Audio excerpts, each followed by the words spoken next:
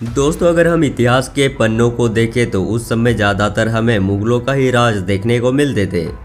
दोस्तों, मुगल साम्राज्य की शुरुआत भारत में लगभग 1526 के आसपास हुई थी और 1700 आते आते लगभग भारत के हर हिस्से में मुगल का राज हुआ करता था।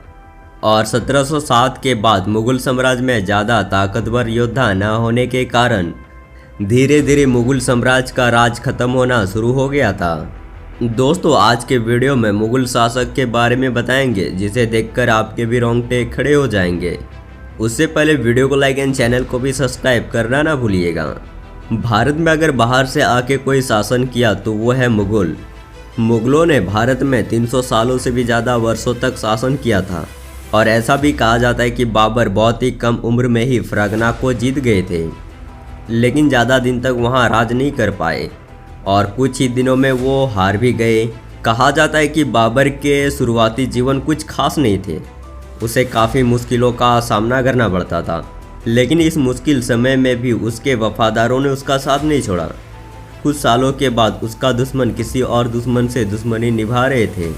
तब इस बात का फ़ायदा उठाया बाबर ने और 1502 में अफगानिस्तान के काबुल को जीत लिया। इसके साथ ही उन्होंने फरगना समरकंद को भी जीत लिया। बाबर की 11 बेगम थी जिसमें उसको 20 बच्चे हुए थे और बाबर का सबसे बड़ा बेटा था हुमायूं, जिसे अपना उत्तराधिकारी बनाया था। इतिहासकार बताते हैं कि बाबर मध्य एशिया में अपना साम्राज्य नहीं फैला पाया, तब उसकी नज़र भारत पे हुई।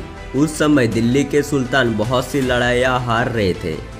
इब्राहिम लोदी जो कि दिल्ली के सुल्तान थे, जो एक सक्षम शासक नहीं थे। 1526 में बाबर पानीपत के लड़ाइयाँ जीते। इब्राहिम लोदी युद्ध में हार गए।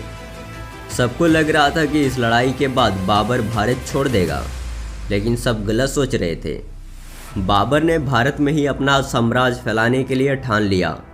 भारत के इतिहास में बाबर की जीत पानीपत की पहली जीत कहलाती है, जो कि मुगलों के लिए यह बहुत ही बड़ी जीत साबित हुई। सबको हराने के बाद बाबर अब तक का सबसे मजबूत शासक बन गया था, जिसे कोई भी हरा नहीं सकता था। कोई भी राजा बाबर को चुनौती देने से डरता था। मरने से पहले बाबर पंजाब, दिल्ली, बिहार जीत चुका था और अंतिम समय में बाबर हुमायूं को अपना उत्तराधिकारी बना दिया था और 48 साल के उम्र में ही बाबर की मृत्यु हो जाती है। लेकिन उसके वंशजों ने काफ़ी लंबे समय तक भारत पर राज किया। उसके वंशजों ने कुछ ऐसा काम किया जिसे सुन रूह भी कांप उठेगा। मुगल काल में अपराधियों की कोई माफ़ी नहीं रहती थी। अपराधियों को ऐसी सज़ा दी जाती थी जिससे लोग तड़प तड़प कर मर जाते थे। किसी को जलते हुए आग में फेंक दिया जाता था तो किसी को हाथी के नीचे कुचलवा दिया जाता था और किसी को पत्थर मार मार के ख़त्म कर देते थे। मरने से पहले बाबर खुद की किताब भी लिखी थी जिसमें उसके बारे में हर छोटी बड़ी बात थी। और ऐसा भी कहा जाता है कि बाबर का बेटा 22 साल की उम्र में एक भयानक बीमारी ने उसे घेर लिया था। बड़े बड़े वैद्य हकीम उसकी बीमारी को ठीक नहीं कर पा रहे थे। सबका कहना था कि भगवान ही कुछ कर सकते हैं। बाबर हुमायूं को बहुत चाहते थे, वो अपना उत्तराधिकारी को ऐसे मरते देख नहीं पा रहे थे।